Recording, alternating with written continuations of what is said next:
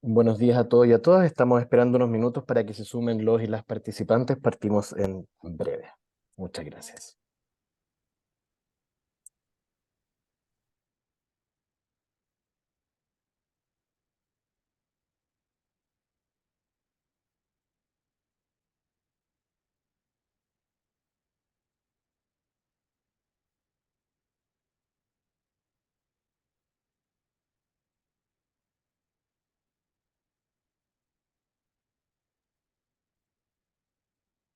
Vamos contando todavía participantes, así que vamos a esperar un minuto más también para que se sigan sumando y partimos.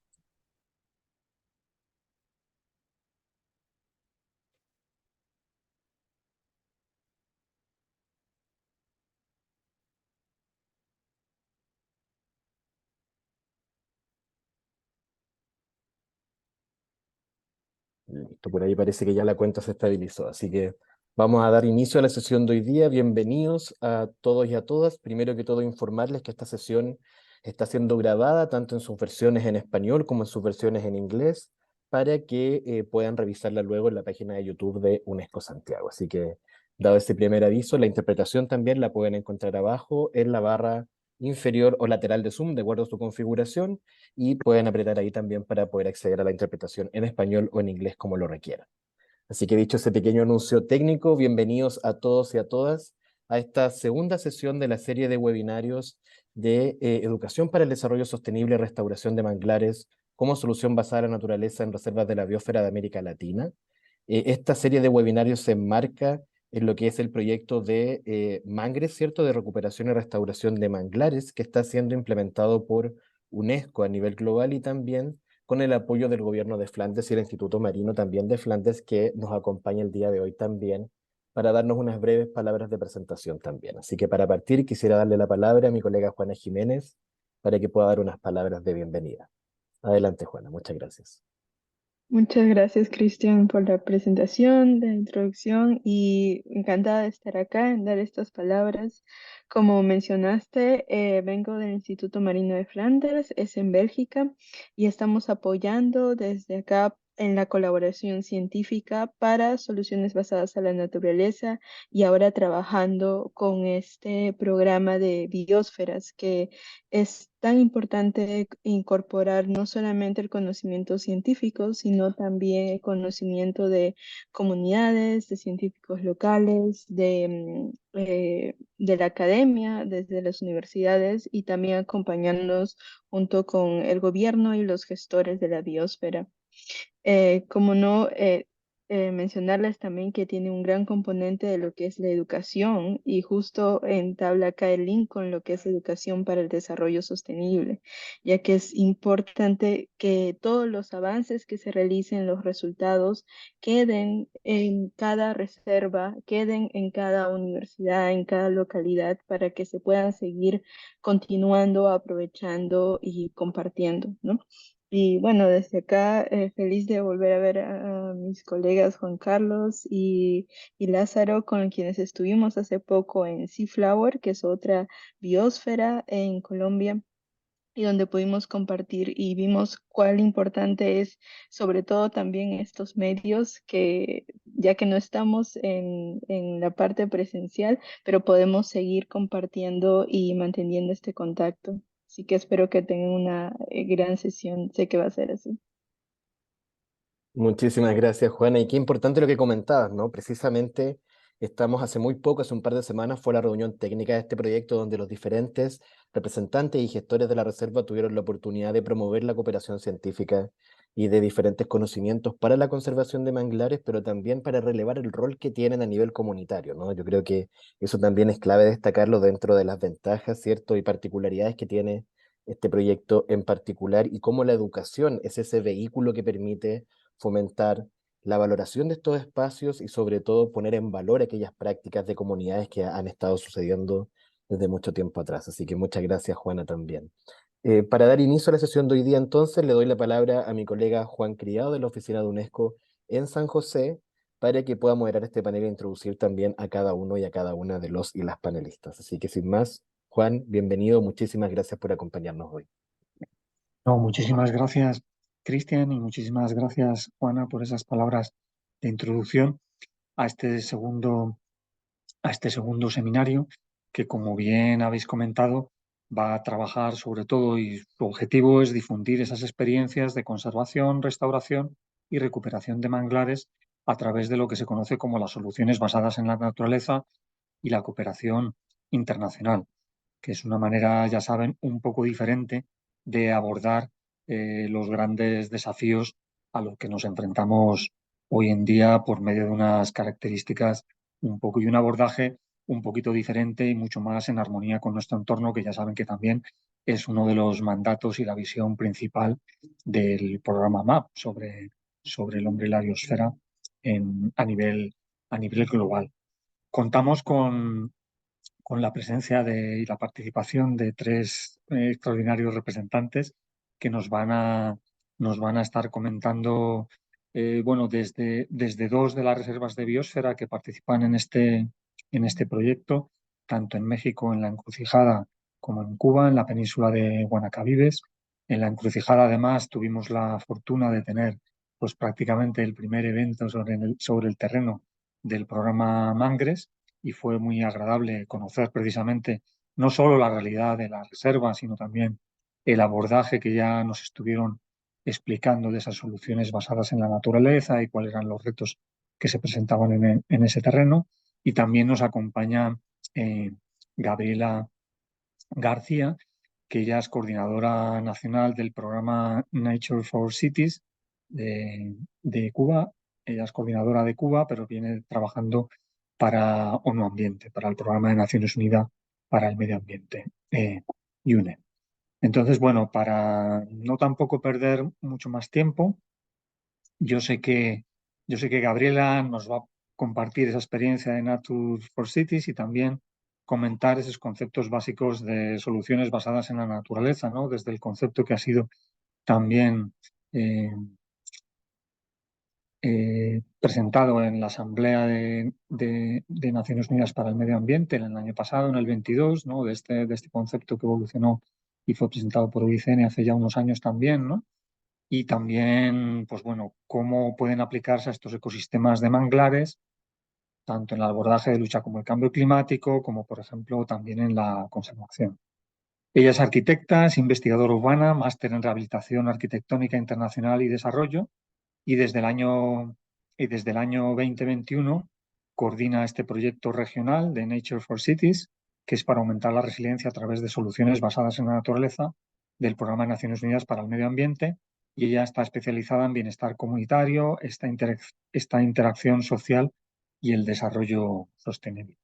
Así que, Gabriela, tienes también ya la palabra. Muchas gracias. Muchas gracias, Juan, por la presentación y bueno, a todas y todos por la invitación a este webinar. Si me permiten compartir pantalla, me dejan saber, por favor, si ven la presentación.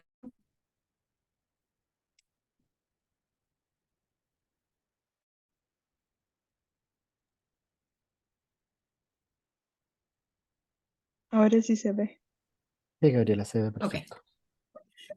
Bueno, muchísimas gracias.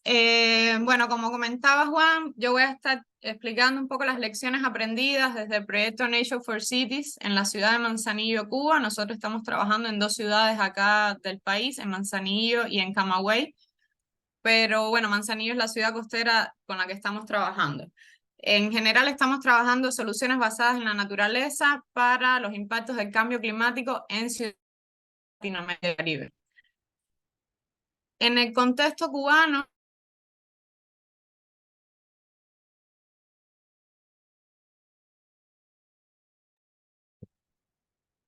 Gabriela, se está urbana. interrumpiendo, disculpa que te interrumpa, se está interrumpiendo un poco tu conexión. ¿Quieres que comparta la pantalla yo quizás? Sí, ok, Perfecto, voy a compartir mi pantalla. sí. Y si no, quitamos las cámaras nosotros también, para dejarte solo a ti. Bueno, probemos, si no, igual yo puedo quitar mi... Si me escuchan bien, me pueden interrumpir si se afecta de nuevo la conexión, por favor. Bueno, voy a repetir esta explicación del contexto cubano, no sé si se entendió, entonces la repito. El 44% del territorio nacional se ubica en ecosistemas frágiles y en el cual vive el 27% de la población, en su mayoría en ecosistemas costeros. Por eso estamos trabajando este enfoque de soluciones basadas en la naturaleza en el país y en otras ciudades latinoamericanas y del Caribe que hemos venido trabajando desde el proyecto. Si me ayuda pasando, por favor.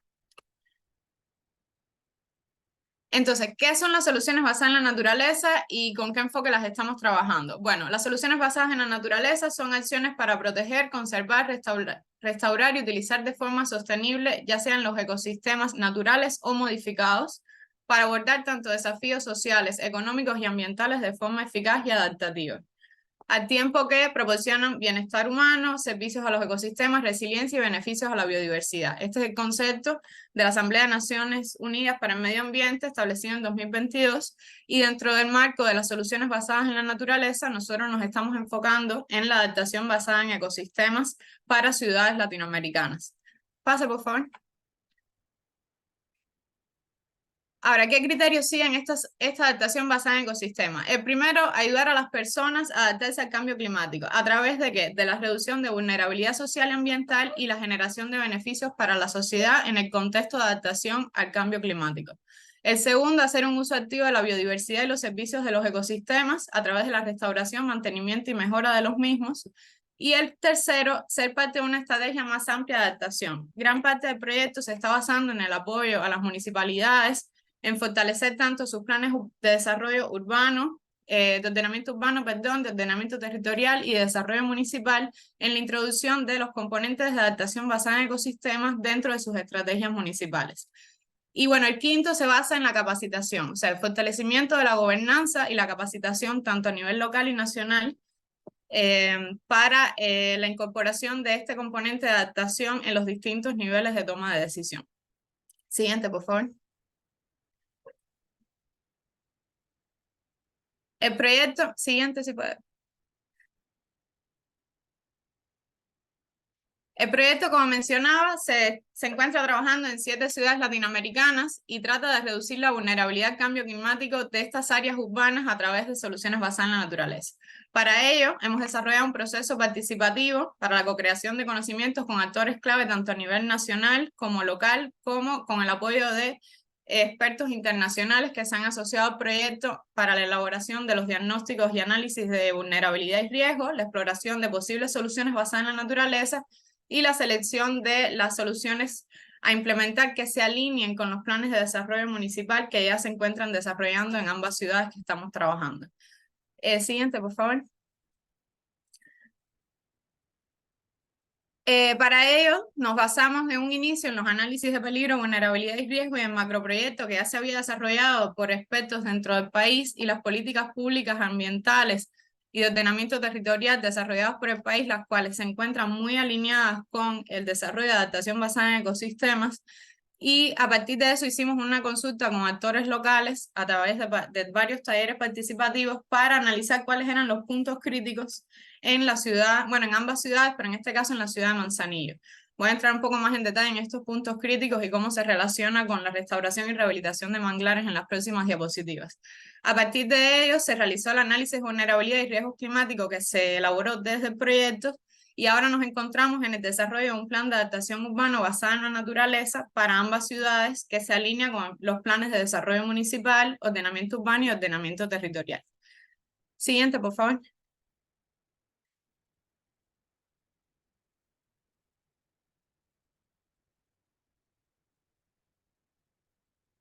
Ok, bueno, a ver, en estos puntos críticos detectamos, no tengo el mouse, pero bueno, si me ayuda un poco, en la zona de la callería se había perdido gran parte de los ecosistemas de las callerías y de la barrera de arrecifes que protege la zona de Manzanillo. Además, se identificó que en la zona de la ciudad pesquera que se encuentra al este, bueno, a la izquierda del mapa y la zona más pegada a la zona roja que tengo acá marcada, eran las zonas más propensas a inundaciones según experiencia actual de los actores locales. Luego veremos las proyecciones de cambio climático. Además, tenemos en esta misma zona, más a la derecha de la ciudad, que existe un molino de arroz que genera cáscaras hacia el mar, lo que había afectado gran parte del ecosistema marino de esa zona y por tanto la mayor parte del ecosistema de manglares de esa zona de protección. Y además que el sistema de alcantarillado de la ciudad es deficiente, por tanto la contaminación hacia el mar, al no haber tampoco una planta de tratamiento, había degradado bastante el ecosistema marino. Siguiente, por favor. A partir de los talleres de consulta y los análisis satelitales que realizamos, no veo la próxima. Ok, listo. Definimos 4 principales impactos del cambio climático para la ciudad. Ahora me voy a estar enfocando en el aumento del nivel medio del mar y los cambios por eventos extremos. Y los cambios en los eventos extremos, ya sea por penetraciones de la cuña salina o extremas sequías o extremas inundaciones. Y bueno, los otros que estuvimos trabajando, pero que no vienen a casa porque tuvieron otras soluciones basadas en la naturaleza, fueron las variaciones en las precipitaciones medias y los aumentos de la temperatura. Siguiente, por favor.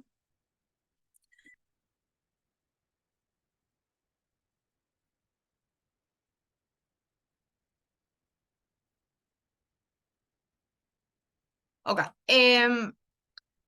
Bueno, sobre las inundaciones del nivel medio del mar, por ascenso del nivel medio del mar, perdón, o por otras variables climáticas, estuvimos analizando 3 escenarios para los años 2030 y 2050, y además estuvimos localizando dónde se encontraban las escuelas y hospitales en riesgo dentro de las zonas de inundación. Aparte, se hizo un levantamiento de dónde estuvieron ubicados los ecosistemas, ya sea de manglares, arrecifes, etcétera, que permitían la regulación del nivel del mar y soporte de la biodiversidad en la zona del Golfo de Guacanayabo, que es donde la zona costera de Manzanillo tributa, y cuáles serían esos servicios de estos ecosistemas para reducir la intrusión de la cuña salina y las inundaciones por penetraciones del mar. Siguiente, por favor. En un segundo taller participativo, estuvimos trabajando en el proceso de identificación de todas las posibles soluciones basadas en la naturaleza o mixtas para solucionar los distintos impactos del cambio climático, las acciones no estructurales que debían acompañarlo y algunas infraestructuras grises complementarias que debían realizarse. Además, se identificaron los desafíos adicionales a abordar, que ya los mencioné, el tema de la contaminación, ya sea producto de los desechos sólidos o de la cascarilla de arroz, y se identificaron sinergias preexistentes o en implementación que ya estaban implementando reforestación o rehabilitación de manglares. En el caso de Manzanillo, el proyecto Mi Costa, financiado por el Fondo Verde para el Clima, implementado por el PNUD de conjunto con el CISMA, se encuentra trabajando directamente en la ciudad de Manzanillo en la rehabilitación de la zona costera a través de adaptación basada en ecosistemas y adaptación basada en comunidades. Y en el caso de la empresa de Flora y Fauna de la ciudad de Manzanillo, que lleva varios años trabajando primero en la identificación de los ecosistemas frágiles y luego en la reforestación de varios de ellos. Y bueno, entrando ya en la reforestación y rehabilitación de manglares. Siguiente, por favor.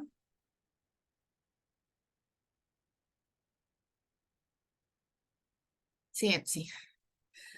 Bueno, ¿por qué decidimos que esta era la solución más adecuada para la protección costera de la ciudad de Manzanillo? Bueno, la combinación de la restauración de manglares con la restauración de barreras de corales y la restauración del pasto marino de conjunto con un proceso de rehabilitación urbano hacia viviendas más resilientes puede reducir los impactos del cambio climático. Por ejemplo, los arrecifes reducen la energía de las olas hasta un 97%, el pasto marino atenúa hasta un 50% de las olas pequeñas y los manglares reducen la altura de las olas hasta un 66%.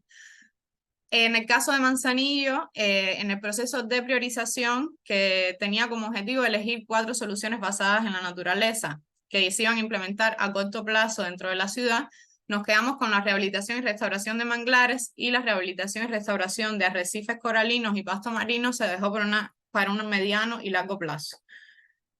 Además, se seleccionaron porque tienen beneficios relacionados con la conservación de los recursos pesqueros, hábitats para especies y refugios para la biodiversidad. Siguiente, por favor.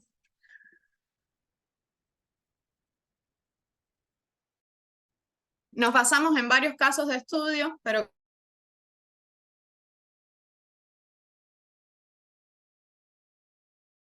en ciudades, en tres países latinoamericanos.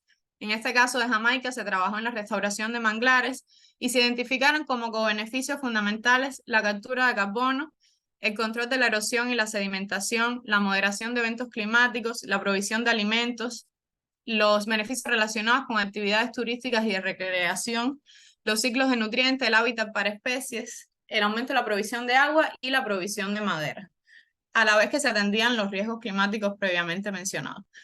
Siguiente, por favor.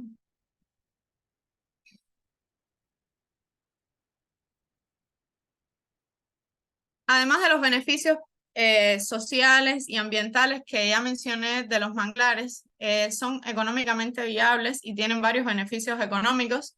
Sus beneficios para preservación y restauración son hasta 10 veces superiores a los costos que representan, además de proporcionar 80.000 millones de dólares anuales en pérdidas evitadas, ya sea por inundaciones y la protección de millones de ciudadanos, y que los manglares contribuyen entre 40.000 y 50.000 millones de dólares en beneficios asociados a la pesca, silvicultura, prevención de la intrusión marina y esparcimiento. Entonces, como podrán ver, tanto las variables económicas, sociales y medioambientales hacen de la restauración y rehabilitación de manglares una opción viable, y es la razón por la cual se priorizó como solución basada en la naturaleza dentro de la ciudad de Manzanillo, además de que se alinea con las políticas públicas que se llevan a cabo dentro de la ciudad y el país en estos momentos. Siguiente, por favor.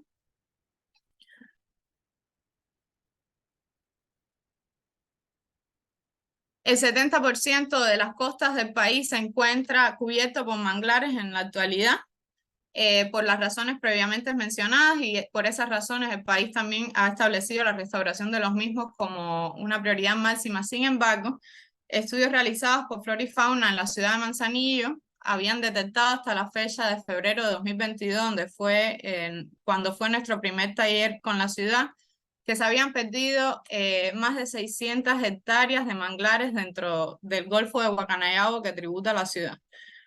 Esto representa un alto por ciento del ecosistema marino perdido, y es por lo cual la ciudad ha estado trabajando en la rehabilitación de los mismos mucho antes de los proyectos internacionales que estamos trabajando ahora mismo, y que lo que estamos haciendo desde la cooperación internacional es apoyar un proceso que ya ellos están metidos de lleno, por decirlo de una manera informal, y que lo que estamos haciendo nosotros es dando capacitación técnica, apoyando en el proceso de implementación de las políticas públicas y cómo se integran con las políticas ambientales, y en ayuda de financiamiento para la implementación en el caso del proyecto Mi Costa, que está financiado por el Fondo Verde para el Clima. Siguiente, por favor. Estas son algunas imágenes del proceso de rehabilitación y reforestación que se ha hecho desde Flora y Fauna de la ciudad de Manzanillo, y siguiente, por favor. Y algunas imágenes de los procesos de capacitación que se han estado llevando a cabo. En los últimos años se han llevado a cabo varios procesos de capacitación fundamentalmente destinados a técnicos y decisores, pero ahora a partir del proyecto Mi Costa, que está enfocado en la adaptación basada en comunidades, se está comenzando el proceso de capacitación también de la población. En principio, este taller de verano es con pescadores de la zona, que viven incluso en la zona del litoral, la mayoría en la zona una de las zonas que mencioné que están identificadas como más críticas por las inundaciones, por penetraciones del mar, fundamentalmente relacionadas a huracanes.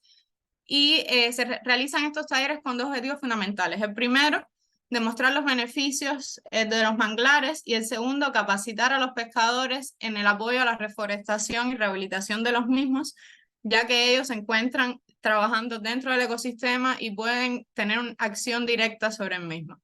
Entonces, este es el enfoque que hemos estado trabajando, que se basa en 3 puntos fundamentales que quería concluir. Uno es la integración en todas las políticas públicas que integran la toma de decisión de la ciudad. El segundo es la capacitación tanto de decisores clave como de la comunidad. Y el tercero, bueno, es fundamental, que es la acción. La implementación ya de estas acciones que se identifican dentro de los planes a corto, mediano y largo plazo. Yo quería terminar, pero no estoy segura que se pueda ver desde el PDF, con un pequeño videíto de 1 minuto, pero lo que puedo hacer es dejárselos en el chat si les parece bien y lo ven luego, que es un poco explicando cómo los manglares tienen beneficios con respecto a los actuales impactos del cambio climático y futuros. Les voy a dejar el audiovisual en el chat porque creo que solo se podía compartir desde mi PowerPoint. No sé si Cristian, no se puede dar clic, ¿no? No, no me funciona. Ya, listo. Lo voy a dejar en el chat y así lo pueden ver con tiempo, porque aparte va más allá de la restauración de manglares, trabaja varias soluciones basadas en la naturaleza, pero bueno, quería solo presentar la parte de manglares. Entonces le dejo el link a YouTube y lo pueden ver con calma. Cualquier duda, estoy a la orden. Muchas gracias.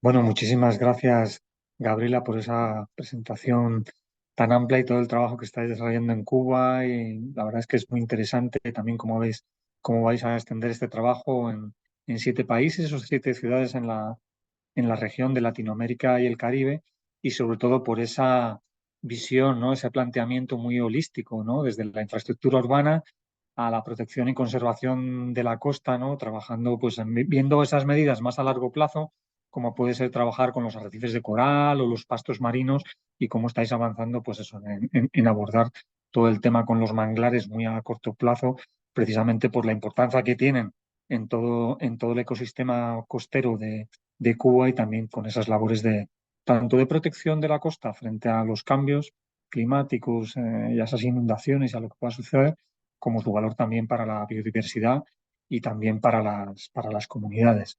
Muchísimas gracias. Yo creo que vamos a tener un espacio de preguntas al final, cuando acaben las 3 presentaciones, que es cuando estaremos dando esa posibilidad, eh, esa posibilidad a la audiencia.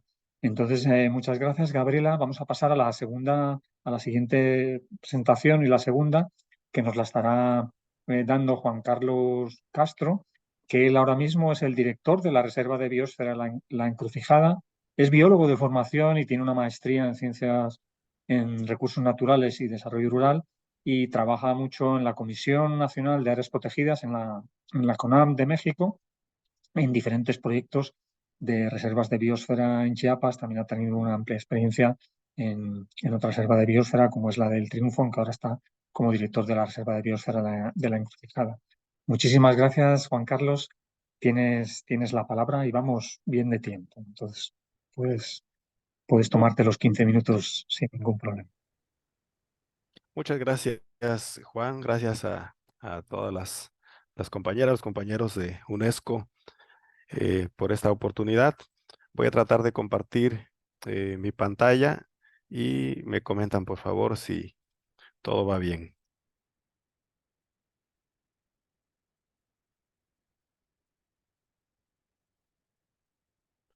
Creo que ya está con Sí, se ve bien. todos. Voy a platicar sobre los enfoques que queremos dar a la restauración de manglares en la Reserva de la Biosfera La Encrucijada, con el apoyo de este proyecto de la UNESCO, con financiamiento de Flanders, pues que se requiere mucha participación de las comunidades locales, y cambiar un poquito la forma de trabajar, la forma de abordar el desarrollo, no solo dentro de la reserva, sino también afuera de la encrucijada. Como panorama general, aquí tenemos el mapa de México con las reservas de biosfera inscritas en el programa sobre el hombre y la biosfera. También se señalan algunas otras reservas decretadas por el gobierno federal. Y la encrucijada se ubica al sur de nuestro país. Es la reserva más al sur y está a lo largo de la costa de Chiapas, del estado de Chiapas, que también corre paralela a la Sierra Madre de Chiapas. Y eso le da implicaciones muy particulares a estos ecosistemas y, y a lo lo que ocurre con hacia el norte, donde está la Sierra Madre de Chiapas, donde se encuentra la reserva El Triunfo, y se comparten varias cuencas que están ubicadas a una distancia muy corta, pasando del nivel del mar a más de 2.700 metros de altitud, entre 40 y 60 kilómetros de distancia. Un poco más hacia el sur se encuentra también la reserva de biosfera Volcán Tacaná, que tiene una altitud mucho mayor, y también se comparte una cuenca con esa otra reserva. La encrucijada tiene 48.000 hectáreas decretadas por el gobierno federal, y zonas que se cubren también entre zona núcleo y zona de amortiguamiento. Si consideramos la zona de transición, es mucho más amplia, más de 245.000 hectáreas. Hay alrededor de 60 comunidades ubicadas adentro de esta reserva de la biosfera, con una población de más de 17.000 personas, y en la zona de transición, más de 270.000 personas. Los manglares de la encrucijada, pues a nosotros nos gustan mucho, son bastante altos, llegan a medir hasta 40 metros de altura en algunas zonas de la reserva. Estimamos, con los últimos estudios a través de imágenes de satélite, que hay 30.800 hectáreas de manglar distribuidas a lo largo de esta reserva, que sin embargo están sujetas a fuertes presiones. Tenemos distintas especies de manglar, Rhynia, Lagucularia, Conocarpus, posiblemente hay también otras, pero son las principales, estas 4. También estimamos que hay potencial para restauración de 2.000 hectáreas de manglares que han sido perturbados por diferentes causas, algunas las vamos a mencionar. Hay sitios de manglar que están siendo invadidos por palma africana o palma de aceite. Hay lugares en donde se hacen obras de dragado de los sistemas lagunares, se coloca el material en lo que llamamos tarquinas, son también sitios potenciales para restaurar, y terrenos que han sido invadidos para actividades productivas como la ganadería, donde no debería haber esa actividad. Entonces pretendemos volverlos a recuperar para manglares.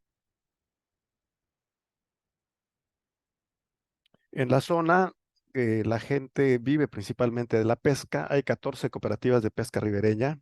Hay una cooperativa que también pesca en el mar, le llamamos de mediana altura.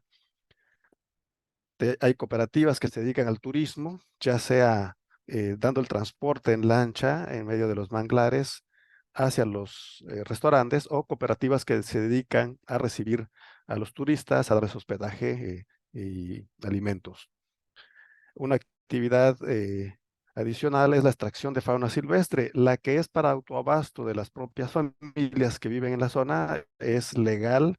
Sin embargo, hay un fuerte impacto por extracción ilegal, sobre todo del oro nuca amarilla y de cocodrilos.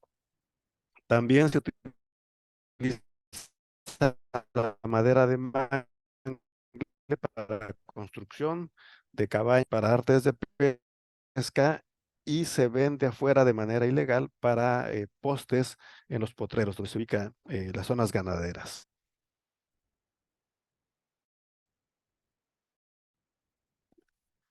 Al manglar en la reserva de la biosfera La Encrucijada, hay una que es emergente, que no estaba prevista.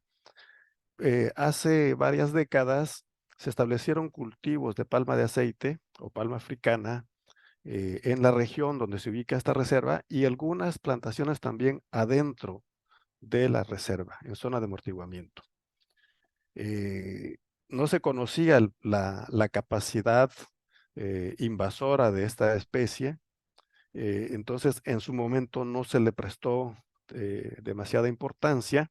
Incluso el programa de manejo de esta reserva de la biosfera señala que en algunos sitios no está prohibido, puesto que cuando se decretó la encrucijada ya existían algunas cuantas plantaciones. Sin embargo, de unos 15 años a la fecha, hasta hace 5 o 6 años, hubo una fuerte promoción de la industria del aceite de palma y las plantaciones se extendieron más allá de donde estaba permitido dentro de la reserva, incluso algunas en zona núcleo, al grado que en este momento tenemos más de 8,000 hectáreas de plantaciones de palma africana de 16,000 hectáreas en su zona de influencia, afuera de la reserva, con el efecto de que las semillas de la palma viajan a través del agua, las transportan las aves o los mamíferos y se establecen solas, crecen las plantas en los ecosistemas naturales, incluyendo el manglar. En la foto que tenemos a la derecha, pues es un manglar, pero ya no se ve el mangle, se ven las palmas que están creciendo, son palmas ya de 3 o 4 años, y así están distribuidas a lo largo de los manglares de la encrucijada. Otra amenaza al ecosistema son los dragados sin planeación, cuenca arriba, en ríos, en canales, y cuenca abajo, en las propias lagunas y esteros, que por una parte parece que resuelven ciertos problemas para comunidades cuenca arriba, pero están asolvando de manera extraordinaria los sistemas lagunares y afectando con ello a los manglares. También es relevante los conflictos sociales. El hecho de que existan los dragados, que existan una serie de obras de infraestructura cuenca arriba, se debe a que en el pasado hubo un enfoque de que los humedales no eran propicios para el desarrollo y por lo tanto se hacían inversiones públicas para desecarlos y establecer áreas de cultivo, de ganadería o centros de población. Y se quedó como una costumbre en la región establecerse sobre los humedales para establecer cultivos que no son aptos y que después la gente que se estableció en ellos, pues se ve amenazada por las inundaciones y entra en conflicto con quienes habitan ancestralmente como los pescadores, precisamente aprovechando la condición de humedales. Esto nos ha llevado a conflictos cuando se han realizado proyectos de restauración, a que hay comunidades que no están de acuerdo o gente dentro de las propias comunidades que no quieren la restauración y quienes sí quieren la restauración. Y esto es un punto muy importante a considerar en todas las labores que estamos haciendo y que vamos a hacer en el futuro para restauración de manglar. Y esto asociado con la falta de sensibilidad en general, no solo de la población local o de una parte de la población local, sino de los integrantes de las instituciones, de las empresas, hacia el valor del ecosistema.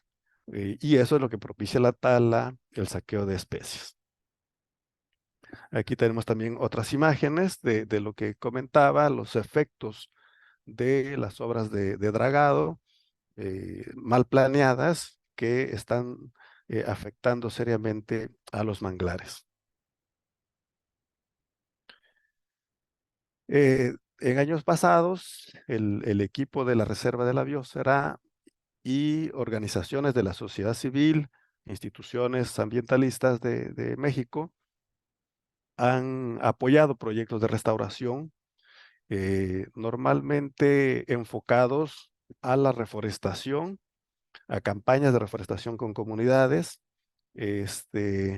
a limpieza de esterillos, a vigilancia. Entonces se ha avanzado un poco en algunas zonas recuperadas. El personal conoce las técnicas tanto de reforestación como de rehabilitación de esterillos, pero también ya hay una cantidad importante de pescadores que conocen las técnicas para la restauración. Y se ha avanzado en una cierta valoración por parte de las comunidades hacia el ecosistema. Sin embargo, dados los problemas que mencioné, sobre todo el problema emergente de la palma africana, tenemos que dar un enfoque un tanto distinto a cómo se vaya a cabo la restauración de manglar. Y creemos que lo primero que hay que hacer es recomponer el tejido social. Es necesario restaurar el tejido social para entonces sea factible la restauración ecológica. Y para ello hemos comenzado y con el proyecto apoyado por la UNESCO vamos a intensificar mesas de gobernanza en donde podamos participar quienes están a favor de la restauración, como los actores que están en contra de la restauración o tienen intereses distintos, y evitar conflictos y comenzar a planear en conjunto. También implica un reordenamiento del uso del suelo. O sea, ¿qué vamos a hacer con las plantaciones de palma de aceite que están en sitios donde no deberían estar? Esto parecería de una solución sencilla. Si no están cumpliendo con las normas ambientales, simplemente se tendrían que salir. Y no es sencillo, porque para que se hayan establecido hubo una inversión pública y privada durante varios años, muy superior a la inversión que puede hacer las instituciones ambientales. Y además se ha convertido en una alternativa económica muy fuerte para las comunidades locales. Por lo tanto, hacer este reordenamiento requiere un plan muy fino con el consenso de las instituciones del sector productivo y de la propia industria del aceite de palma. También se necesita reordenar las obras que se realizan cuenca arriba. También son obras que se han realizado con inversiones muy superiores a las que podemos realizar desde el sector ambiental. Por lo tanto, hay que dar la pauta a las instituciones, a los ayuntamientos que realizan esas obras de cómo se deberían de hacer con una planeación pensada en las cuencas, pensada en el ecosistema, pensada en los efectos que están teniendo y cómo los manglares en realidad se necesitan para prevenir y mitigar los efectos del cambio climático. Tendríamos ya entrando en lo técnico, priorizar la rehabilitación del flujo hídrico en los sistemas lagunares y menos esfuerzo en la reforestación directa. Es importante también, una vez que están realizadas acciones de restauración, protección contra incendios forestales. Buena parte de los manglares de la encrucijada están rodeados por otro ecosistema de humedal, los tulares y los popales, en donde la gente entra a extraer tortugas de agua dulce, venados, iguanas, y una técnica que lamentablemente se sigue utilizando es incendiar para que salgan los ejemplares, los organismos. Y en ocasiones estos incendios llegan hasta los manglares. Entonces se tienen que proteger con brechas cortafuego para que las acciones de restauración pues no se vean afectadas. Este es el enfoque que le queremos dar y agradecemos el apoyo de las diferentes organizaciones que están en el proyecto Mangres. Y los dejo con una imagen que a mí me gusta mucho, en donde se están compartiendo conocimientos, un niño de una comunidad, su abuelito, un pescador y un técnico de la encrucijada, todos aprendiendo juntos. En esta ocasión, pues no había una mujer, pero también es muy importante la participación de las mujeres para que sea realidad la restauración de los manglares. Gracias.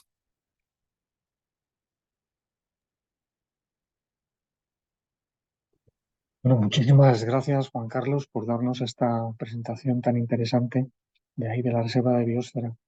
La encrucijada, ¿no? Precisamente por estar también con, con esa participación de las comunidades en todo vuestro trabajo, también con esa población tan grande en la zona y que os ha obligado de alguna manera, ¿no? A todo el trabajo que estáis haciendo para garantizar a futuro la existencia de esos ecosistemas tan importantes en la Reserva de Biosfera, el ver cómo tenéis que fortalecer mucho en este enfoque que has planteado, ¿no? De restauración del tejido social para permitir luego un mejor trabajo de manera más de la restauración más ecológica, ¿no? Y el establecimiento de esas mesas de gobernanza como como una manera de que habéis visto más eficiente, ¿no? De poder tener un impacto a largo plazo en ese terreno.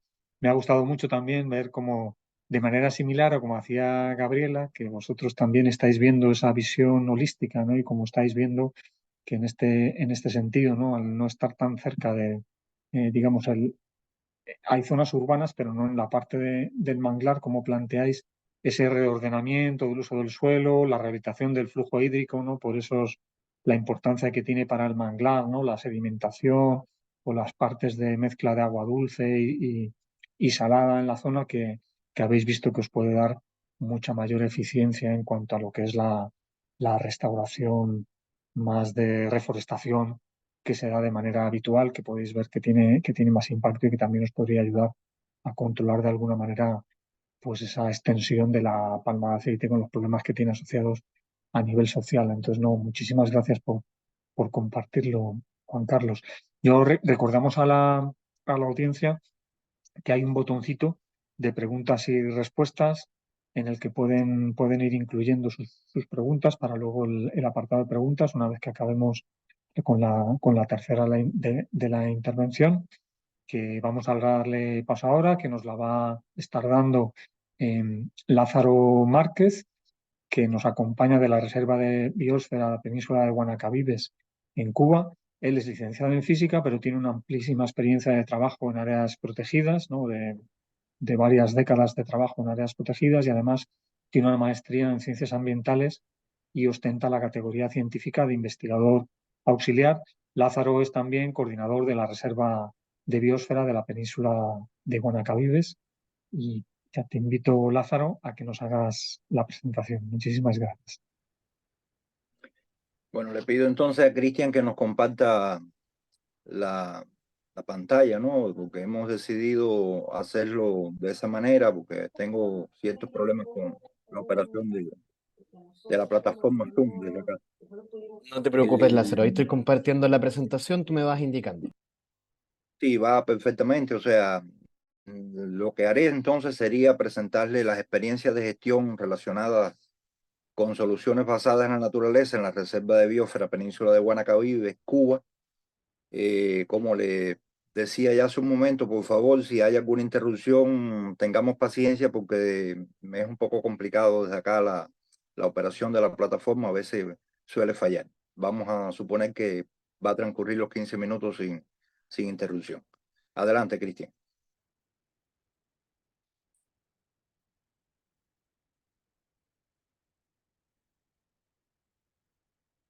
Bueno, la Reserva de Biosfera Península de Guanacabibe se localiza, voy primero a un poco de enfoque general, ¿no?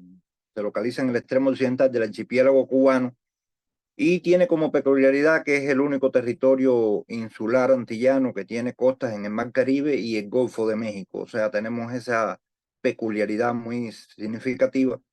Tenemos por el sur el Mar Caribe occidental y por el norte entonces el Golfo de México, y nos separa una estrecha franja de estrecho hacia la península de Yucatán, alrededor de 240 kilómetros estamos ahí de nuestros hermanos mexicanos. Próxima, por favor. Bueno, le comparto algunos datos relacionados con la zonificación de la Reserva de Biosfera. Tiene en total 156.000 hectáreas. De ellas, en la zona de transición serían 6.135, en el área de amortiguamiento tendríamos 97.941 y la zona núcleo tiene 52.126 hectáreas. Hay que decir que nuestra reserva tiene un componente importante de ecosistemas marinos y la población es realmente pequeña en comparación con los datos que nos daba hace unos momentos nuestro colega Juan Carlos de la Reserva de Biosfera Mexicana. Pues obviamente son cifras pequeñas. Nosotros en el interior de la Reserva de Biosfera como tal tenemos 1.684 habitantes en una zona terrestre que es de poco más de 100.000 hectáreas. Y siempre nosotros ponemos la cifra de las personas que viven en 3 comunidades que están en lo que nosotros llamamos zona de influencia, o sea, fuera de la Reserva de Biosfera, pero muy conectadas con la reserva, y por lo tanto también siempre hablamos de esa cifra, que son unos 5.000 habitantes. Próximo.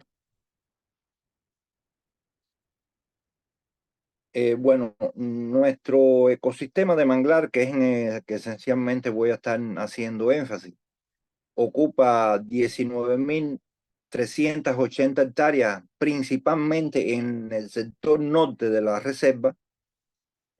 Nosotros habíamos estado trabajando, planificando restaurar alrededor de 30 hectáreas, pero en evaluaciones recientes que hemos hecho, y teniendo ahora la posibilidad de que tenemos el apoyo de este proyecto de UNESCO, hemos identificado que aproximadamente unas 60 hectáreas pudieran ser objeto de restauración. No significa que sea 60 hectáreas que hay que iniciar desde cero. Hay afectaciones puntuales que hay que trabajar en esas 60 hectáreas. Tenemos, bueno, las cuatro especies de mangle típicas de Cuba, o sea, el mangle rojo, mangle prieto, patabán y llana. Ahí están sus nombres científicos, y ahí también les muestro en el mapa la zona donde vamos a enfocar las acciones principales de la restauración. Próxima, por favor. Bueno, ¿cuáles serían, digamos, las principales actividades económicas que se están conectando con el ecosistema de manglar acá en el territorio de la Reserva de Biosfera Península de Guanacaví? Bueno, hay un importante componente de pesca artesanal realizada por comunidades, sobre todo precisamente por esa comunidad que se llama La Fe, en el norte de la reserva. Hay pesca artesanal ahí, realizada por esa población. Hay producción de carbón vegetal, aunque esta es una actividad que ha ido como en detrimento en los últimos tiempos. O sea, cada vez se hace menos, pero todavía quedan relictos de áreas donde se realiza la actividad de producción de carbón vegetal. Hay extracción de especies de flora y fauna, sobre todo, por ejemplo, cangrejos y otras especies. Y hay una actividad tradicional que se ha venido haciendo durante muchísimo tiempo, que es la extracción de taninos para curtir pieles. Eso son actividades, digamos, tradicionales de toda la vida de la comunidad local y de comunidades incluso que no están exactamente en la zona litoral, pero las personas vienen a ese sitio. Los principales usuarios, por decir de alguna manera, del manglar serían la comunidad local propiamente de La Fe, los pescadores artesanales. Hay una empresa pública, una gran empresa en el territorio de Guanacavive, la empresa agroforestal Guanacavive, que tiene acciones en prácticamente todo el territorio de la península, que también tiene acciones en ese lugar.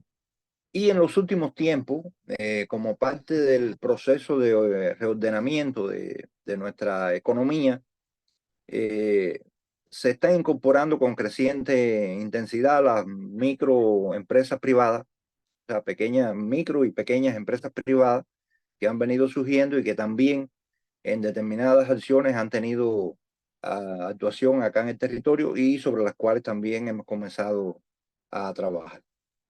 Próximo, por favor.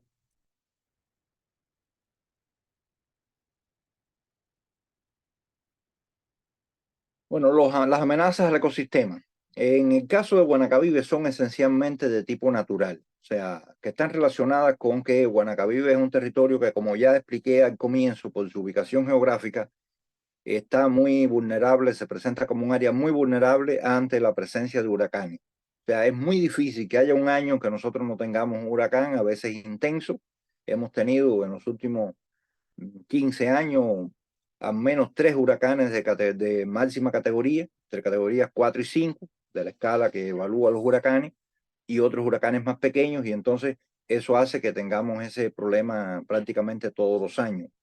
O sea, las principales afectaciones están relacionadas con eso, con las penetraciones del mar sobre todo, los vientos intensos asociados a los huracanes y el aumento de la salinidad post-huracán. O sea, generalmente ocurre que una vez que el huracán ya ha pasado, pues esas penetraciones del mar cambian totalmente la dinámica de la salinidad en la zona costera, y eso provoca entonces muerte de los manglares.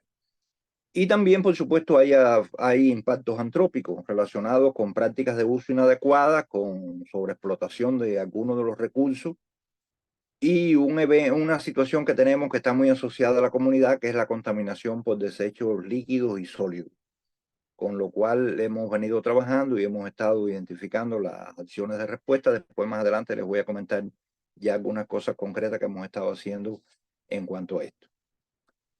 Bueno, aquí quería también señalar que existe en nuestro país un amplio marco legal de protección de los manglares. Voy a mencionar solamente los componentes principales, hay muchos más, pero acaba de ser ya analizada y casi lista para publicar la Ley 150 del 2022 del Sistema de los Recursos Naturales y del Medio Ambiente, o sea, es la ley máxima en Cuba relacionada con la protección de los recursos naturales y en general de todo el sistema de medio ambiente. Y ahí, por supuesto, que hay acciones muy específicas relacionadas con la protección de los manglares. Existe la ley 85, que ya tiene un tiempo, de 1998, es la ley forestal, donde también los manglares aparecen debidamente reflejados y con acciones para su conservación. Hay un decreto ley, el 200 del 99, que tiene fijadas las contravenciones en materia de medio ambiente y ahí también hay contravenciones establecidas para aquellos que violen los sistemas de protección del manglar.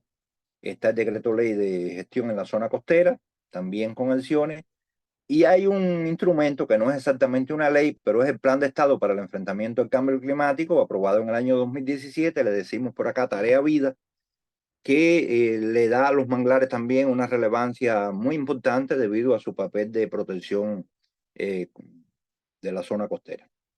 Adelante, por favor.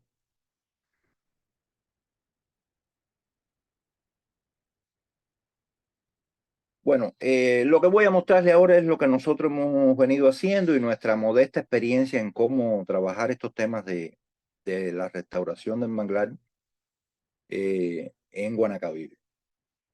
Bueno, aquí yo les pongo qué hacer antes de restaurar. O sea, nuestra experiencia que dice, tenemos que en primer lugar trabajar el tema, si vamos a restaurar un lugar, tenemos que trabajar el tema relacionado con el control de especies exóticas e invasoras. O sea, donde quiera que hay en un espacio libre dentro del manglar, aparecen, como le pasa a Juan Carlos allá en su reserva, aparecen entonces especies exóticas o invasoras. Y eso aquí también lo tenemos y es de las cosas que hemos estado ya haciendo. Ahí les muestro algunas fotos de acciones que hemos estado haciendo. En el caso nuestro tenemos en Marabú y tenemos el aroma blanca, son dos especies exóticas invasoras que rápidamente colonizan esos espacios donde el manglar de alguna manera por alguna razón dejó de existir. Y tenemos en el caso de la comunidad local, acá próxima al manglar, tenemos una situación relacionada con el mal manejo de los desechos sólidos, sobre todo, que en algunas ocasiones lo utilizan sectores del manglar como depósito de su basura doméstica. Y entonces es un problema que hemos tenido que atacar también. Ahí les muestro algunos ejemplos de acciones que hemos estado realizando precisamente con la participación de la comunidad para poder preparar el terreno. O sea, hay que preparar primero el manglar antes de realizar las acciones de restauración. Próxima.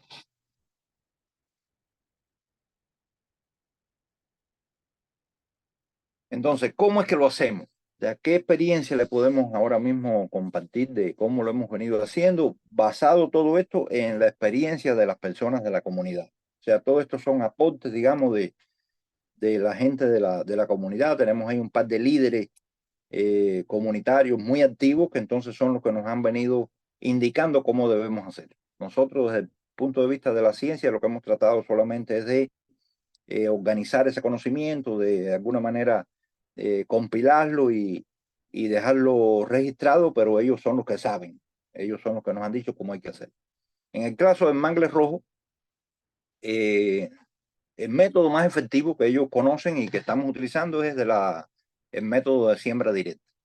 O sea, en el periodo de julio a diciembre se recolectan los propágulos y se depositan en lugares húmedos y sombríos durante 5 o 6 días hasta que estén listos para su traslado al área de restauración. Y la siembra se realiza introduciendo los propágulos en el lodo entre 3 y 5 centímetros de profundidad con espaciamiento que pueden ir entre 0,5 metros un propágulo de otro. Esa es la manera en que lo hacemos aquí. Ha funcionado muy bien, ya tenemos sitios muy bien establecidos Quiero decir que hasta ahora esto nosotros lo hemos estado haciendo con base al financiamiento operativo que la Reserva de Biosfera maneja para su actividad normal.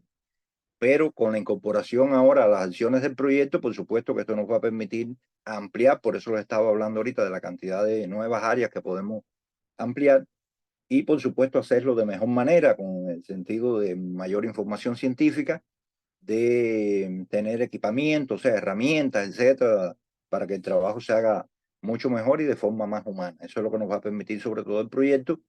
Y el otro aporte importante que yo creo que el proyecto nos va a permitir es la posibilidad de comunicar todos estos resultados y de usar mucho el enfoque científico, incluso el enfoque de la ciencia ciudadana, del cual voy a hablar un poco después. Próximo, por favor.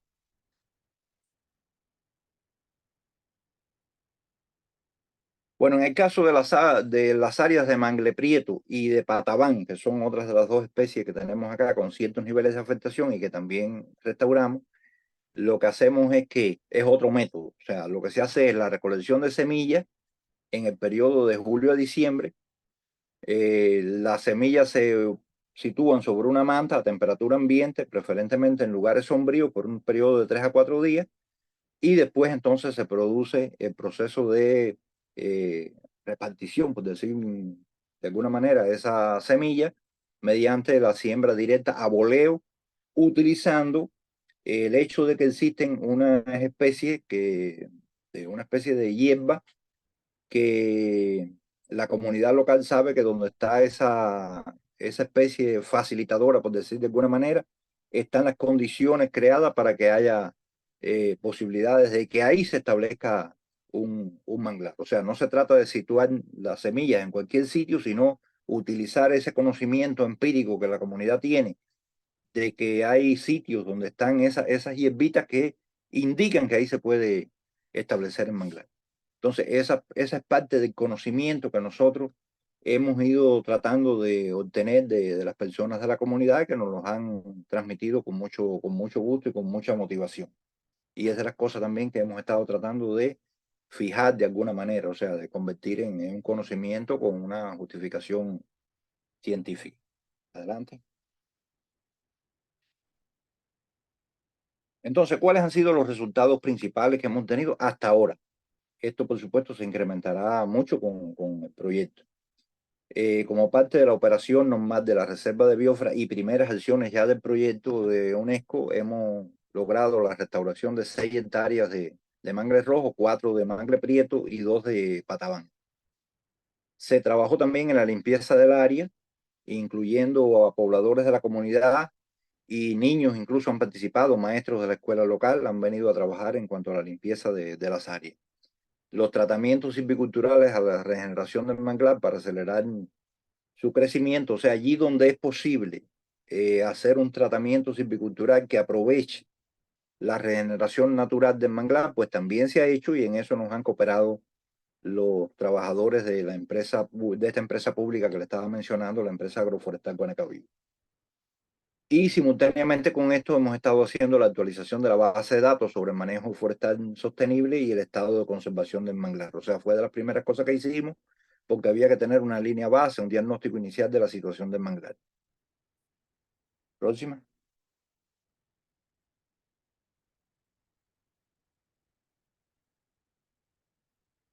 También, como parte de los trabajos hasta ahora mismo realizados, se elaboró un folleto con un compendio de medidas para la conservación del manglar litoral, específicamente destinado a esta población que vive en la comunidad de la fe.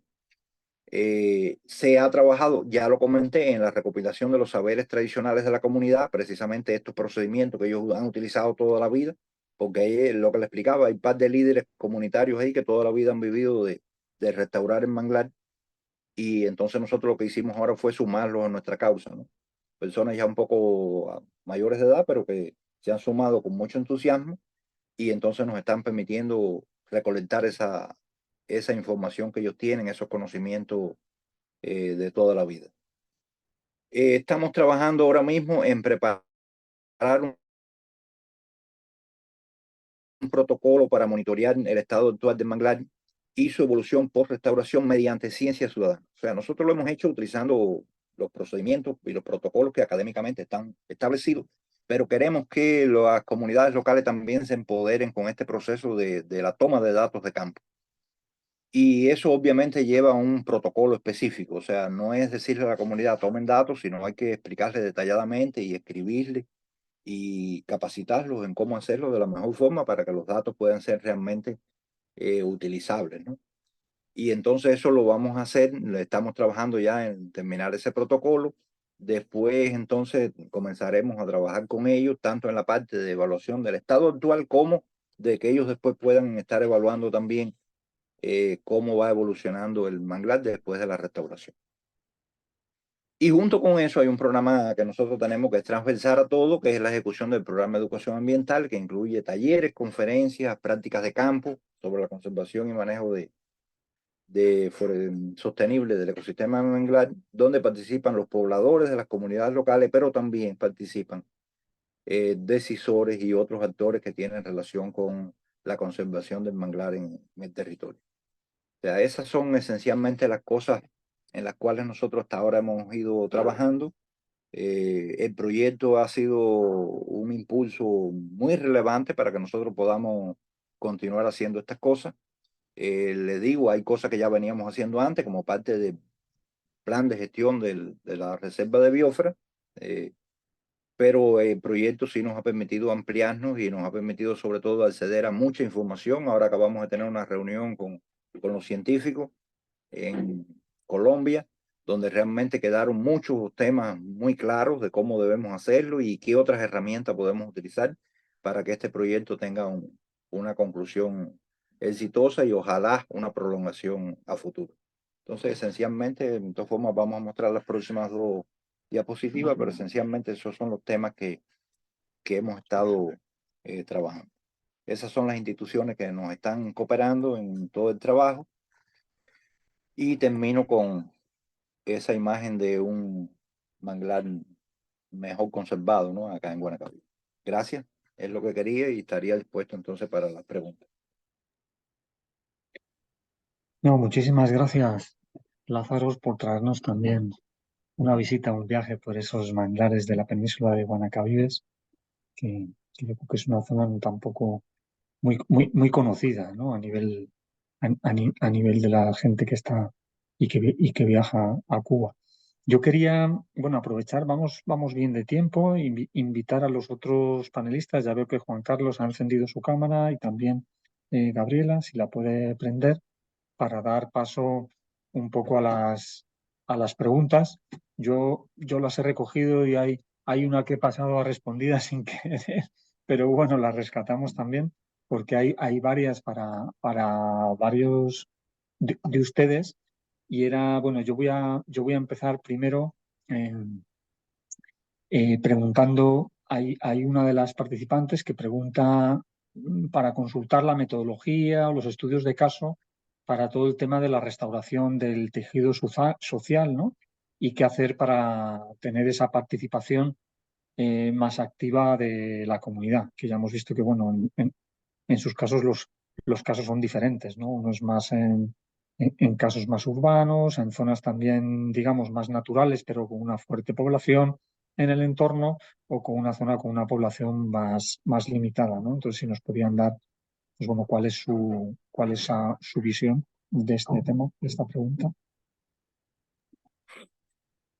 Si me permiten comenzar, todavía no tenemos publicado algo sobre esto, sobre la experiencia. Se está generando. Estamos tratando de retomar teoría de manejo de conflictos, de participación social. Y recientemente nos estamos apoyando con otras instituciones de gobierno, porque los conflictos en la Reserva de la Biosfera La Encrucijada involucran a personas de diferentes sectores.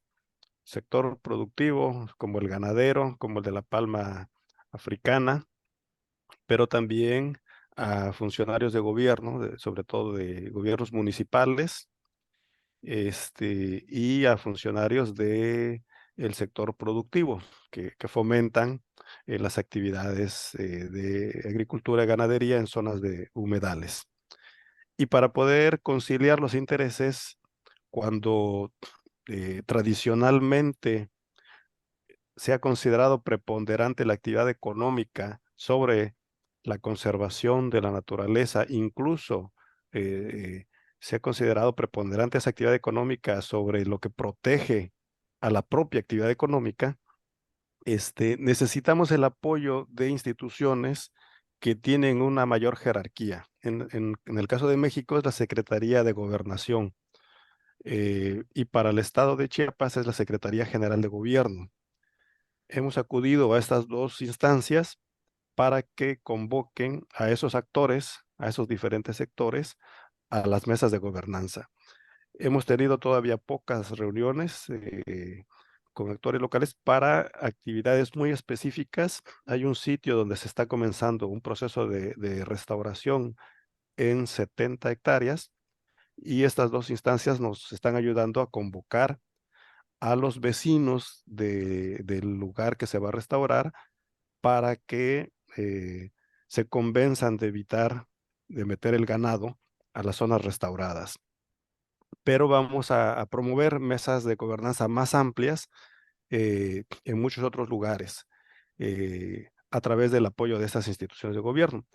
Creo que vamos a documentar toda esa experiencia. Se están generando minutas de trabajo, pero sería muy interesante que alguien de la academia pudiera participar en documentar como estudio de caso todo esto que estamos haciendo y que vamos a realizar en los próximos meses y los próximos años.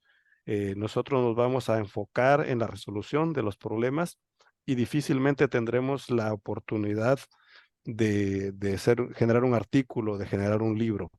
Pero si alguien de la academia se quiere incorporar, creo que sería de gran utilidad. Muchísimas gracias, Juan Carlos. Quizá tú, Gabriela, podías darnos también sobre lo que ha comentado Juan Carlos de esta parte también de metodologías, el asunto de todo esto del tejido social. Si nos podías comentar también, por la experiencia vuestra, más en entornos más urbanos, si el conflicto no lo habéis visto, digamos, como nos han presentado en las otras dos reservas, ¿no? Que es más un conflicto muy ligado a esa parte del sector productivo, la extracción de especies o ese tipo de otro de aprovechamiento, bueno, el caso un poco más directo de la palma africana, ¿no? Pero si habéis visto una diferencia, si has visto tú una diferencia grande en ese entorno más urbano con esas otras áreas un poquito más alejadas costeras, a nivel de abordaje del conflicto y de la, digamos, convivencia con un ecosistema más natural o con una restauración de un ecosistema más natural y una costa no de tanto ya comentabas, esa infraestructura a veces no solo verde, sino también gris, ¿no? Y cómo lo veía la gente urbana, si lo veía como más amigable, ¿no? Sí, bueno, primero aclarar que nosotros en esta etapa del proyecto no estamos trabajando directo con las comunidades. El proyecto de adaptación basada en comunidad lo está llevando un proyecto coordinado por el PNUD que se llama Mi Costa, que mencioné. Nosotros hemos estado trabajando en la identificación de actores clave, no todos directamente vinculados a las actividades ambientales. Y el proceso que estuvimos llevando a cabo nosotros es la invitación de estos actores, tanto públicos como privados, del nuevo sector no estatal que emerge en Cuba con las micro, pequeñas y medianas empresas, no todas vinculadas a actividades ambientales, pero que nos pareció que por su función social podrían tener algún tipo de impacto ambiental dentro de la ciudad. El proceso nuestro se basó en la participación de ellos desde el inicio del proyecto, o sea, desde el proceso de análisis, propuesta, priorización, se tomó en cuenta la voz y las necesidades planteadas por todos los actores involucrados dentro del manejo y el ecosistema de la ciudad. Por supuesto, surgieron conflictos, eso que mencionaba del molino de arroz, por ejemplo, es un actor que nunca logramos vincular al proyecto, es un actor con el que el gobierno está trabajando para la movilización de esa fuente contaminante. hacia otra zona o que busquen formas de recuperar la cáscara de arroz en otras actividades productivas, es en lo que está trabajando la ciudad, pero nosotros no hemos podido tener vínculo directo con ellos. Entonces, de ahí mi mensaje sería el vínculo en el proceso participativo desde el inicio para aumentar el sentido de pertenencia de todos los actores que se puedan vincular en el proceso desde el inicio del proyecto y que luego la implementación sea mucho más fácil una vez tomados todas las necesidades y aspiraciones de ellos desde el inicio. Es un poco una extrapolación de la que de esa sí hay mucho interés, un poco explorar sobre el tema, leer metodologías ya existentes o Nuavit ha generado varios folletos al respecto.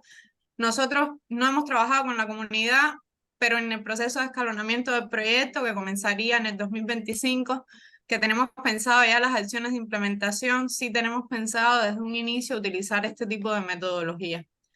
Pero ya existen, creo que no hay que inventarlas en el caso del ecosistema urbano y son buenas fuentes de referencia que se pueden extrapolar incluso a los ecosistemas marinos. No, muchísimas gracias, Gabriela. Lázaro, había por ahí también para vos un participante, bueno, preguntaba sobre la normativa ambiental que protege a los manglares en Cuba, pero yo creo que en tu presentación esa respuesta ha quedado también atendida, ¿no? Con ese listado de legislación que habías comentado, incluso la nueva que está por aprobarse.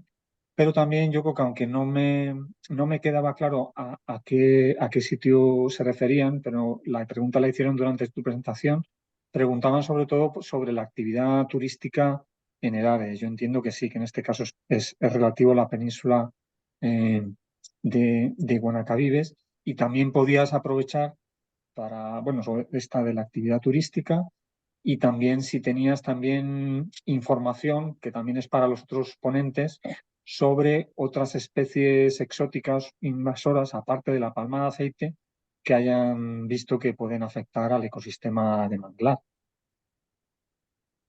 Sí, bueno, ¿me escuchan? ¿Me escuchan? Sí. Bueno, Sí, Lázaro. sí, comento algunas cosas, ¿no? O sea, yo mencioné las normas, las principales normas vigentes, legales que están para la protección del manglar, pero debo decir que el problema nuestro no es la falta de legislación, tenemos muchas cosas establecidas para la protección, el problema nuestro a veces tiene que ver con la capacidad que tenemos, lo que tenemos que responder por esto para hacer cumplir toda esa normativa. O sea, ahí tenemos problemas de recursos, a veces para llegar a los lugares, problemas de diverso tipo que hace que a veces no podamos hacer cumplir lo que legalmente está establecido. Pero desde el punto de vista de la normativa, sí, todo está muy bien establecido y en Manglar es de los ecosistemas que tiene normas más estrictas para su protección.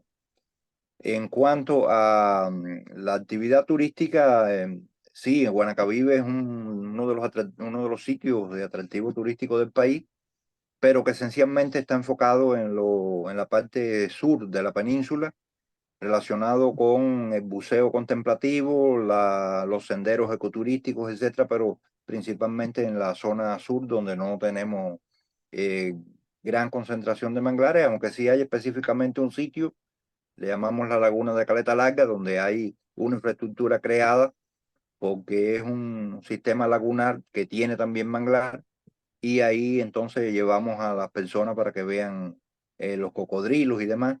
Y entonces sí, efectivamente ahí hay un uso, digamos, de alguna manera directo del ecosistema de manglar con fines turísticos. ¿Y cuál era el otro tema? No lo recuerdo ahora mismo. El Bueno, otro tema que... era un poco general otras especies exóticas que hubieran detectado con problemas en las zonas de manglar, además de la palma africana. En el caso nuestro, yo mencioné dos que son propias de Cuba, que de hecho no solamente infestan los manglares, sino también otras formaciones eh, vegetales.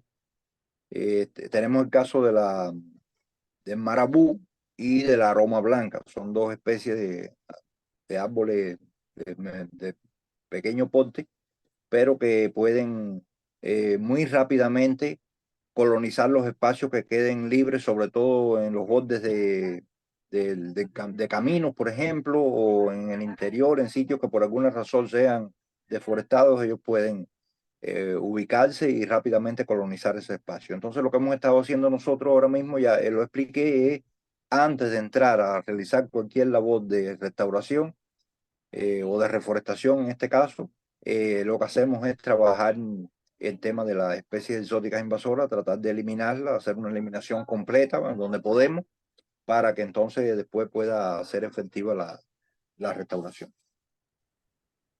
Vale, muchísimas gracias. Bueno, tengo también un par de preguntas eh, que además se la había borrado a Francisco García en respondida, pero no lo estaba, que era sobre si habían avanzado, sobre todo Juan Carlos, sobre los compromisos adquiridos por los productores de palma africana para mantener el equilibrio ecológico. Y si quieres también, bueno, puedes ligarlo o igual después de que contestes a esa primera sobre la palma africana, porque preguntan sobre dónde consiguen las plantas para la restauración o la reinstauración, si tienen algunos viveros en vegetación acuática nativa, para que aproveches también la palabra para comentarlo y luego le damos la palabra a Gabriela o a Lázaro.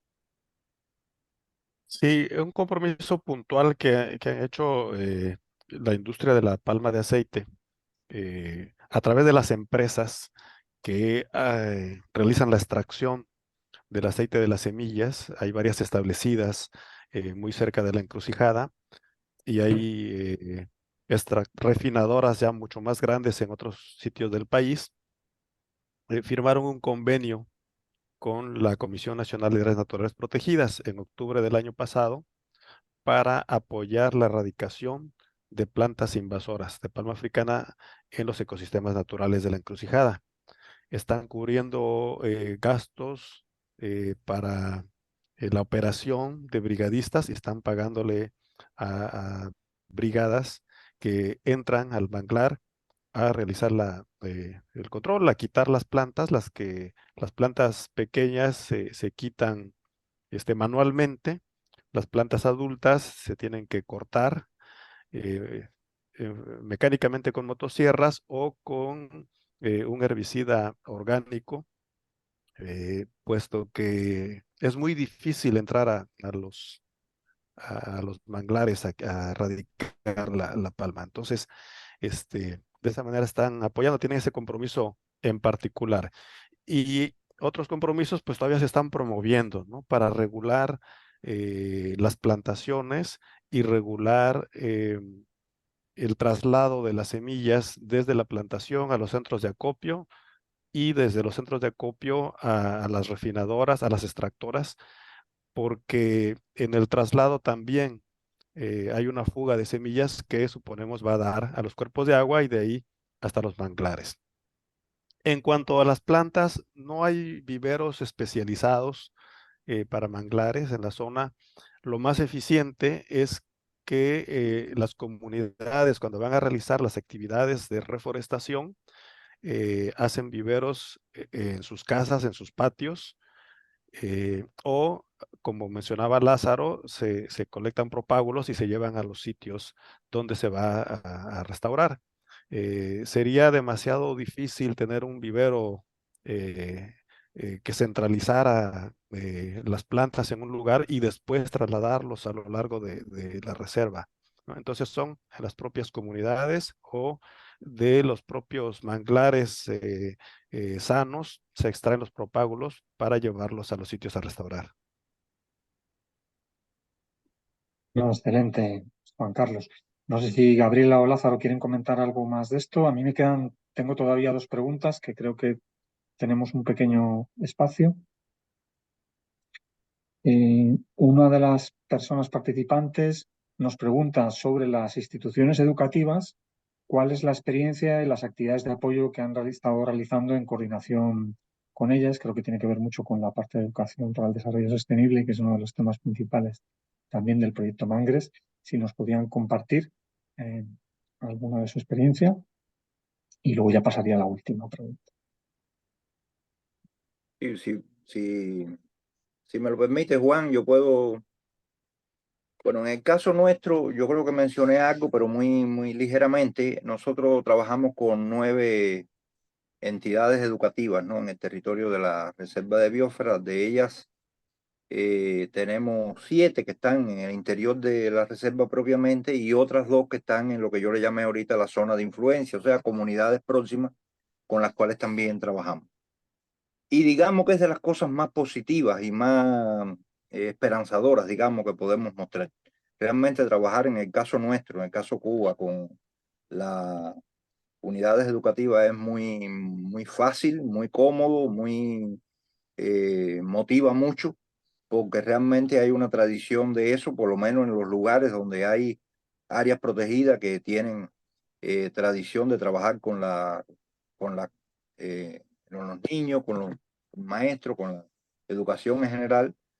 De hecho, hay una estrategia nacional de educación ambiental que tiene esto contemplado y es de las cosas que yo puedo mostrar con mayor, digamos, entusiasmo y orgullo, ¿no? Es un trabajo que nos ha dado muchos resultados. Nosotros, incluso ahí para el trabajo que estamos haciendo en la comunidad de la fe, donde estamos haciendo la actividad de restauración, siempre los niños quieren incorporarse, a veces le tenemos que decir que no porque son pequeños y entonces, pero participan los de los grupos, los de edad o sea, de niveles superiores de la educación primaria y secundaria, y participan los profesores. Participan con nosotros en todas las actividades, en la capacitación, en acciones, incluso esto de la limpieza de desechos sólidos de los lugares.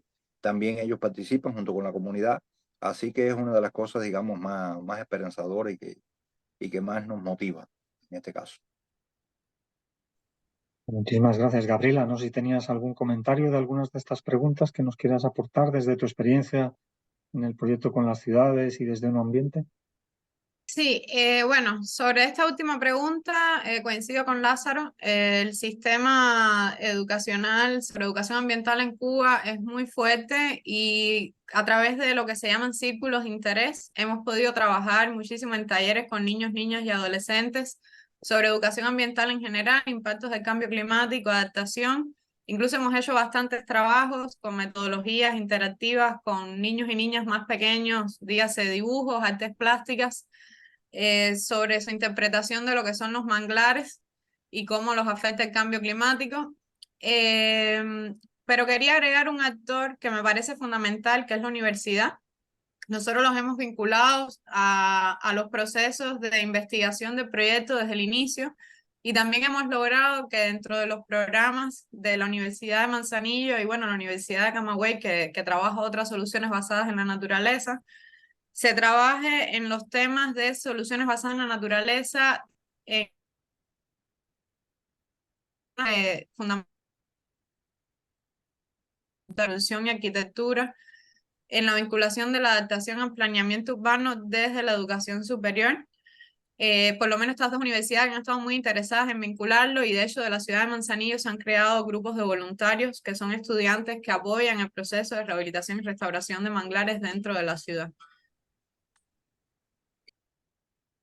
No, muchísimas gracias, Gabriela. Ya vamos a dar paso al cierre de la actividad. Sin antes, bueno, yo voy a aprovechar para dar el paso a Cristian y a Juana para el cierre, indicando, bueno, hay una de las preguntas que hablaba del tema de protocolo para la toma de datos antes y después de la restauración. Entonces yo quiero comentarle que, bueno, una de las peculiaridades también del proyecto Mangres es que tiene un componente científico bastante fuerte.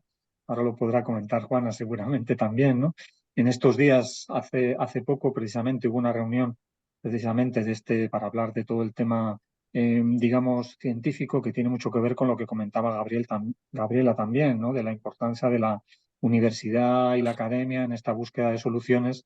Y bueno, una de las cosas que se decía mucho de las soluciones basadas en la naturaleza era la dificultad de medir cuál había sido su impacto, porque en muchos casos son intervenciones que son un poco más a largo plazo de lo que suele ser habitual, ¿no? Al tratar de restaurar esos procesos ecológicos en los mismos ecosistemas. Entonces, bueno, aunque ahora no vamos a hablar del tema de protocolo, pero sí indicarle y seguramente en fases posteriores, ¿no? En siguientes fases del mismo proyecto Mangres es uno de los grandes resultados, ¿no? El cómo se ha hecho desde la parte de la academia, no solo del del paradigma occidental, sino que también la próxima de las sesiones hablará precisamente del conocimiento local e indígena en estas soluciones, en estos abordajes desde otra perspectiva. Y con eso nada más, yo quiero agradecerles mucho a nuestros tres ponentes por compartir su experiencia y la verdad es que ha sido muy interesante, como hemos visto, por la intervención de los mismos asistentes al seminario, y darle la palabra a Cristian y a Juana para el cierre de la actividad. Muchísimas gracias. Muchas gracias, Juan. Juana, no sé si quisieras hacer un comentario primero al cierre y luego yo cierro el espacio, así que adelante.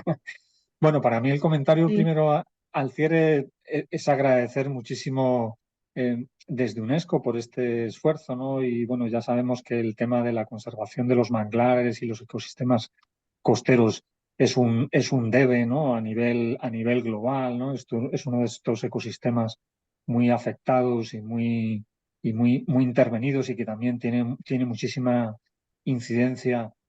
Quizá no tan directamente lo ve la gente a nivel de producción, pero sí como reservorios de mucha cría de especies a nivel de pesca, y desde luego para las comunidades que viven cerca de sus territorios son de extraordinaria importancia a nivel del mantenimiento. Entonces, yo creo que hay que resaltar, ¿no? Hace poco fue el Día Mundial de los Manglares, estamos en la década de la restauración de los ecosistemas. Estamos con esos llamados de atención, ¿no? de tres grandes crisis a nivel global, ¿no? De cambio climático, de pérdida de biodiversidad y contaminación. Y bueno, el ecosistema de manglar sufre de los tres, ¿no? Es de los más afectados en los ecosistemas costeros, ya lo hemos visto, ¿no? Por el tema del cambio climático. También tiene un valor importantísimo como carbono azul o secuestro de carbono, y también, pues bueno, protegen frente al riesgo de desastres, que no desastres naturales, que vemos tanto últimamente, son desastres en los que, pues bueno, la intervención humana de alguna manera pues tiene muchísimo que ver. Entonces creo que es muy importante esta serie de seminarios, y que llamen la atención, que pongan sobre la mesa lo que está sucediendo a nivel de nuestra región, de Latinoamérica, que estos ecosistemas manglares son ecosistemas típicas de los ecosistemas neotropicales de tantísima importancia. Pues creo que bueno, es agradecer por parte de UNESCO su participación, a todos los participantes, y que nos sigan acompañando en estas series, y que puedan acercarse a las diferentes oficinas de UNESCO en sus países y en sus regiones, pues para ver cómo colaborar más en todo el trabajo que hacemos de una u otra manera. Muchas gracias, Juan. Ahora, Juana de Bliss, por favor, si quisiera compartir también algunas reflexiones. Sí, claro, Cristian, como decía Juan, es muy importante ver este vínculo, y claro, el proyecto MANRES tiene un componente de lo que es colaboración científica, pero sobre todo una colaboración científica aplicada, ¿no? Directa a solucionar los problemas que se afrentan en el ecosistema de manglares, que como bien lo decían, es un ecosistema frágil, pero también cuántos servicios ecosistémicos llegan y están ligados a las comunidades, ¿no? Así que son de vital importancia, que sobre todo en este proyecto, que trabajemos juntos y que liguemos estos diferentes conocimientos y experiencias, ¿no? Así que eso es lo que estamos en marcha. Después de la reunión es donde vamos a partir en base a las necesidades de las biosferas, ¿no? Ese es nuestro rol, nuestra guía de camino, ¿no? Y en base a eso es donde se van a formar los lazos e intervenciones que se van a hacer junto con la academia y con diferentes instituciones que investigan o que aplican ese tipo de ciencia, ¿no? Muchas gracias, Juana. Y para cerrar este espacio, quiero primero agradecerle sin duda a nuestro panel por la calidad de sus presentaciones, por la generosidad también de compartir sus diferentes experiencias, sus enfoques y cómo han podido integrar no solamente a las comunidades, ¿cierto?, locales que han vivido ancestralmente, ¿cierto?, cerca de los manglares y entienden también el rol ecosistémico central que tienen sus medios de vida, sino también la experiencia que nos comentaba Gabriela de cómo sensibilizamos también a la gente que vive en contextos más urbanos, pero que tiene también sin duda mucho que aprender de la solución basada en la naturaleza que pueden ofrecer los manglares también para responder al cambio climático, entre otros desafíos. Y ya lo decía tanto Juan como Juana, ¿no? Esta es una posibilidad, este proyecto de entender cómo podemos de alguna manera restaurar los ecosistemas de manglar, pero también poner en valor las grandes contribuciones que tienen para la respuesta al cambio climático y la tan necesaria adaptación que tenemos que empezar a integrar, siento, dentro de nuestras mentalidades en esta época de la evolución, la ebullición, cierto, global que nos hablaba el secretario general de Naciones Unidas. Así que dicho eso, quiero dejarles invitados a la próxima sesión, que va a ser el 9 de agosto, Día Internacional de los Pueblos Originarios. La sesión se va a llamar Conocimientos Locales e Indígenas para la Recuperación de Manglares y el Desarrollo Sostenible. Y el objetivo va a ser precisamente relevar eso, ¿no? Esos conocimientos ancestrales, esas maneras de practicar y conservar los ecosistemas de manglar y cómo entran en relación con este conocimiento más académico y con las prácticas de restauración que ya están siendo llevadas adelante por las comunidades. Así que, dicho eso, muchísimas gracias nuevamente a todos y a todas quienes nos acompañaron hoy. Este video va a quedar grabado en el perfil de UNESCO Santiago en YouTube y cualquier consulta estamos a la orden y esperamos que las reservas y gestores que nos han acompañado hoy día de otras reservas que no están participando en el proyecto estén atentas a nuestras redes también porque probablemente vamos a compartir muchos materiales que van a ser públicos, van a ser bienes públicos regionales, ¿no? Protocolos, guías y otras recomendaciones que pueden sin duda servir a otras reservas de la región. Así que dicho eso, muchísimas gracias a todos y a todas, que tengan un excelente día y tarde. Hasta luego. Gracias. Hasta luego, muchas gracias. Gracias, hasta luego, muy buen día. Muchas gracias a todos y a todas. Gracias, buen día. Gracias. Gracias.